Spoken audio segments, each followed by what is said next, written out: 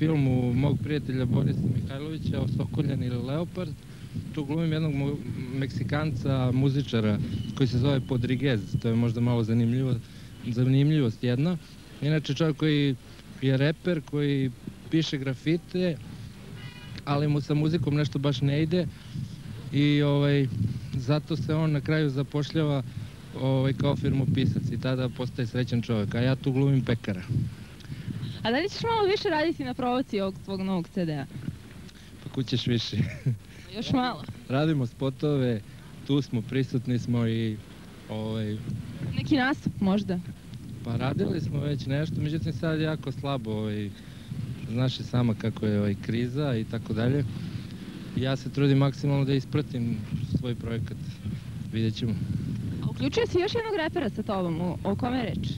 Sada misliš za vreme snimanja spota? Dobro, to je dečko koji je pratio mene ranije na nekim nastupima i tako dalje, ali ovdje je isključivo u funkciji glumca. Da li ćemo u sljedećem brojaču moći da vidimo tvoj novi spot? Pa nadam se da ćete vidjeti kao što vidite i ove divne ljude ovdje. Šta može najviše da ti iznervira? Davaoci krvi. Zbog čega? Pa eto, tako ja mislim. Tako ja mislim. A u toku dana, zbog čega se često nerviraš?